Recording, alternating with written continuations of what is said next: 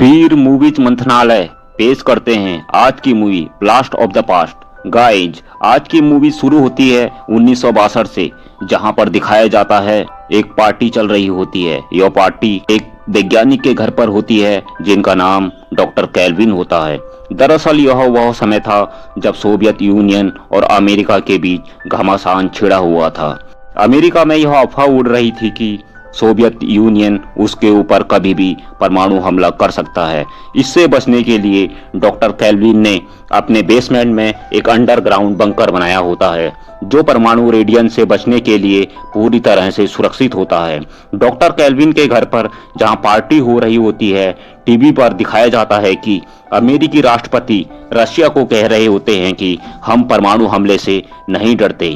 तभी केल्विन को लगता है कि परमाणु युद्ध बस शुरू ही होने वाला है। वे पार्टी में आए हुए सभी गेस्टों को फटाफट अपने घर को जाने को कहते हैं। वे भी फटाफट उस बंकर में चले जाते हैं। साथ में उनकी पत्नी भी होती है जो उस समय प्रेग्नेंट होती है। तभी उनके घर के ऊपर से एक फाइटर प्लेन गुजरता है जिसके इंजन में खराबी आ जाती है और वह सीधे डॉक्टर केल्विन के घर के ऊपर गिरता है। डॉक्टर केल्विन को लगता है कि परमाणु युद्ध शुरू हो चुका है। वे फटाफट उस बंकर को बंद कर देते हैं और इस बंकर के एक बार बंद होने का मतलब है कि यह अब 35 साल बाद खुलेगा। वह इसलिए कि जब भी परमाणु बम गिरता है तो उससे निकलने वाला रेडिएशन 35 सालों तक एक्टिव रहता है। यह बंकर खास तौर पर परमाणु हमले से बचने के लिए ही बनाया गया था। मतलब यह है कि डॉक्टर केल्विन और उनकी पत्नी इस बंकर में अब 35 सालों तक कैद रहने वाले हैं। बंकर के अंदर पूरे 35 सालों के लिए सारा सामान पहले से ही स्टोर कर लिया जाता है।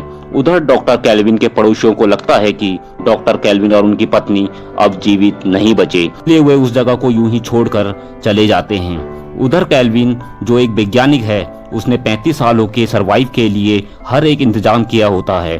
कुछ समय बाद डॉक्टर केल्विन की वाइफ एक बच्चे को जन्म देती है।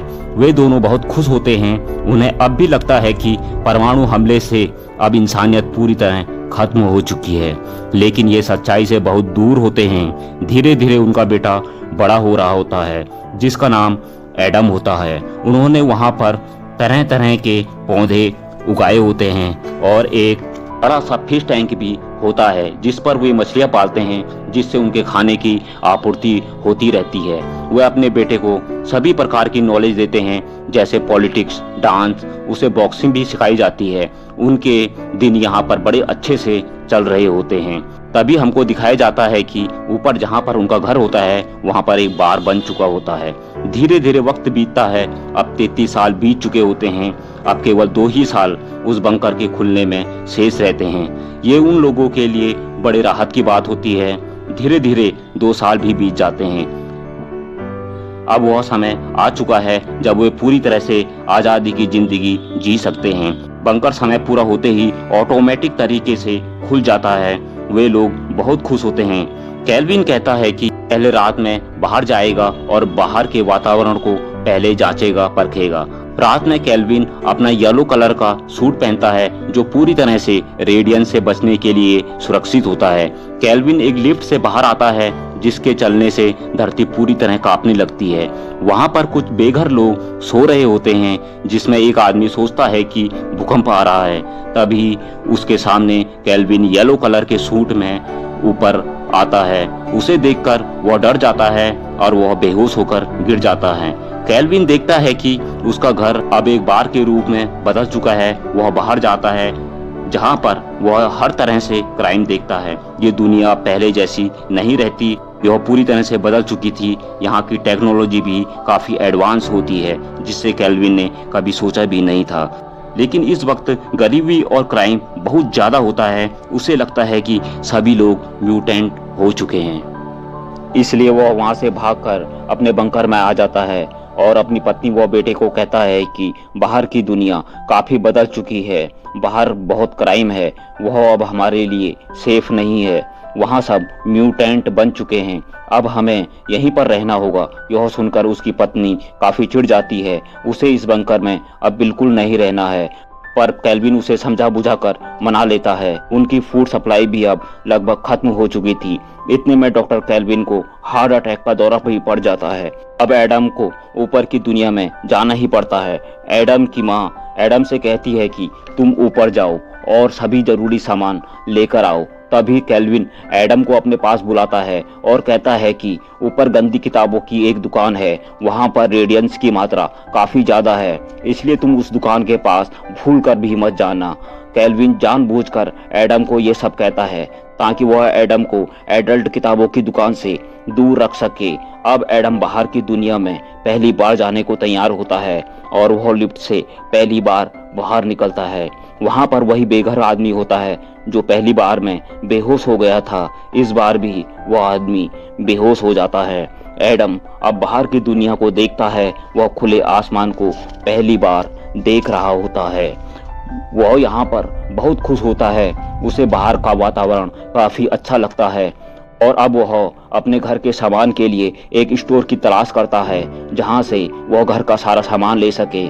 तभी वह एडल्ट बुक स्टोर के पास पहुंच जाता है जिसके बारे में उसके पिता ने उससे कहा था कि वहां पर रेडियंस की मात्रा काफी ज्यादा है। वह वहां से भागने लगता है और शोर मचाने लगता है। एडम बस से अब स्टोर की तरफ सामान लेने को निकलता है। वह बस में लोगों से 1960 के दशक की बातें करता है। लोगों को उसकी बातें अजीब लगती हैं। अब वह स्टोर में भी आ जाता है। वहां जाते समय एडम घर जाने का रास्ता भूल जाता है। मतलब यह है कि वह अब एक अनजान शहर में खो गया होता है। अब वह घूम घूम कर उस बार को ढूंढ रहा होता है जिसके नीचे उसका घर होता है। उसके पैसे भी अब लगभग खत्म हो जाते हैं। उसके पास उसके पिता के बेसबॉल के कार्ड होते हैं। वह कार्ड को लेकर एक दुकान पर जाता है। दुकानदार उन सभी कार्ड्स की कीमत $5000 लगाता है। तभी वहां पर दुकानदार की असिस्टेंट आ जाती है जिसका नाम ईवा होता है। वह एडम को बताती है कि उसके हर एक कार्ड की कीमत लगभग $6000 है और यह आदमी तुमसे झूठ बोल रहा है और वो वहां से निकल जाती है। एडम भी ईवा के साथ निकल पड़ता है। एडम को ईवा अच्छी लगने लगती है क्योंकि उसने एडम की इस अनजान शहर में मदद की थी। वह ईवा से कहता है कि तुम उसे एक होटल तक छोड़ दोगी जिसका पता उसकी माँ ने उसे दिया था। ईवा एडम को उस होटल तक ले जाती है और वहां से चली जाती है। कुछ समय बाद ईवा लौटकर वापस आती है। वह एडम को उसके कार्ड वापस लौटाती है। दरअसल ईवा को लगता है कि एडम निहायत शरीफ लड़का है, इसलिए उसे उसके कार्ड्स नहीं लेने चाहिए। अब एडम ईवा को कहता है कि उसे ढेर सारा सामान लेना है, क्या वह शॉपिंग में उसकी मदद कर सकती है। अगर वह ऐसा करेगी तो उसे एक हफ्ते के $1000 देगा। दोनों एडम के लिए सामान खरीदते हैं। एडम ईवा को बताता है कि उसे शादी के लिए एक लड़की चाहिए जो कैलिफोर्निया से होनी चाहिए क्योंकि सिर्फ कैलिफोर्निया के लोग ही म्यूटेंट नहीं बने, बाकी सभी लोग म्यूटेंट बन चुके हैं क्योंकि एटम बम गिरने से उसके रेडियंस ने यहाँ के लोगों के दिमाग में गहरा असर छोड़ा है। अब ईवा एडम को अपने एक दोस्त से मिलवाती है ताकि वह एडम का मेकओवर कर सके। एडम पहली बार समंदर में नहाता है और वहाँ लाइव बेसबॉल का मैच भी देखता है। तभी बारिश होने लगती है। तभी एडम ईवा को कहता है कि वह उसकी दोस्त बनेगी। ईवा बेमन से हाँ कर देती है। एडम ईवा को गले लगाता है पर ईवा को थोड़ा अजीब लगता है। दरअसल एडम को नहीं पता कि लोगों से किस तरह मिलना चाहिए। उसने ईवा को जोर से गले लगाया था और अब ईवा और उसका गे दोस्त एडम को एक क्लब में ले जाते हैं ताकि उसको शादी के लिए एक लड़की मिल सके। यहाँ पर उन्हें एक फ्रेंच लड़की मिलती है। वह एडम की पर्सनैलिटी पर फिदा हो जाती है। वह उस लड़की से फ्रेंच में बात कर रहा होता है। तब देखकर ईवा को कुछ अच्छा नहीं लग रहा होता है। वह एडम को खींचकर दूसरी तरफ ले जाती है। यहाँ म्यूजिक पर लोग डांस कर रहे होते हैं। एडम भी डांस करने लगता है क्योंकि उसकी माँ ने उसे बंकर में काफी समय तक डांस सिखाया था। सभी लोग उसकी डांस स्किल देखकर इम्प्रेस हो जाते हैं। कई लड़कियां उससे मिलना और बात करना चाहती हैं। यह देखकर ईवा परेशान होने लगती है।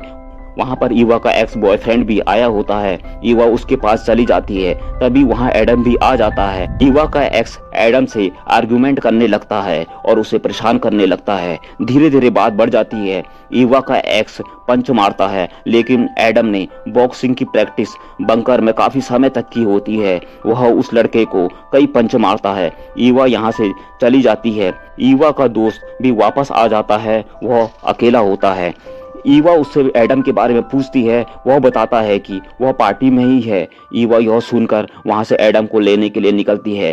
तभी वहां एडम आ जाता है। एडम को देखकर वह गिर जाती है और उसके पैर में चोट आ जाती है। एडम ईवा को बताता है कि उसने पार्टी में मिली लड़कियों को मना कर दिया क्योंकि वह बस उसी के बारे में सोच रहा था। दोनों अपने प्यार का इजहार करते हैं। अब एडम ईवा को सच बताता है कि उसके 35 साल बंकर में बीते हैं, तुम्हें भी उसी बंकर में रहना होगा। ईवा को लगता है कि एडम की मानसिक हालत ठीक नहीं है और उसे यहाँ से जाने को कहती है। एडम यहाँ से चला जाता है। इतने में एडम को वह बार भी नजर आ जाता है जिसके नीचे उसका घर होता है। वह फिर से ईवा के पास आता है। यहाँ पर ईवा ने पहले से ही एक साइकियाट्रिस्ट को बुलाया होता है जो यहाँ पर अपनी असिस्टेंट के साथ आया होता है। वे एडम को अपने साथ ले जाने लगते हैं ताकि एडम का दिमागी इलाज कर सकें, लेकिन एडम वहां से भाग जाता है और एवा से कहता है कि तुम होटल जाकर मेरा सारा सामान कलेक्ट कर लेना और होटल का बिल भी चुका देना। ईवा और उसका दोस्त होटल में आते हैं जहां पर एडम रुका हुआ होता है। वहां पर एडम का ढेर सारा सामान होता है जो सारा का सारा 1960 के दशक का होता है, जिसे देखकर एवा को सब कुछ समझ आ जाता है कि एडम झूठ नहीं बोल रहा था, वह सच बोल रहा था। तभी उनकी नजर IBM कंपनी के शेयर पर पड़ती है जो एडम के पिता ने 1960 में खरीदे थे। अब उनकी कीमत करोड़ों में होती है। उधर एडम को दिखाया जाता है जो अपने बंकर में पहुंचता है। उसके साथ में वह बेघर आदमी और उसके कई सारे साथी भी होते हैं। एडम यहाँ पर 14 दिन बाद लौटा होता है, इसलिए उसके माँ बाप बहुत खुश होते हैं। एडम खूब सारा सामान भी साथ में लाया होता है। वह बेघर आदमी और उसके सभी साथी एडम का सारा सामान नीचे शिफ्ट करने में उसकी मदद करते हैं। अब एल्बा को दिखाया जाता है जो पूरे शहर में घूम घूम कर एडम को खोज रही होती है। तभी उसे एडम नजर आ जाता है। वह एडम के गले लग जाती है, जिसके बाद एडम उसे लेकर बंकर में आ जाता है और अपने पेरेंट्स से मिलवाता है। एवा भी कुछ ही समय में उनसे घुल मिल जाती है। एडम के पिता बंकर को 10 साल के लिए बंद करना चाहते हैं, लेकिन एडम उनसे 2 महीने का समय मांगता है और एवा के साथ बंकर से बाहर आ जाता है। एडम अपने पिता के शेयर बेच देता है और उनसे करोड़ों रुपए कमा लेता है। वह उस पैसे से शहर के बाहर एक काफी खूबसूरत जगह पर जमीन खरीदता है और एक आलीशान घर बनवाता है, जैसा कि 1960 के दशक में उनके पास होता था। अब वह अपने पेरेंट्स को इस घर में लेकर आता है। अब वह अपने पिता को कहता है कि 1962 में कभी भी परमाणु युद्ध नहीं हुआ था। उनके घर पर जो गिरा था वह एक फाइटर प्लेन था जिसके की इंजन में खराबी आ गई थी।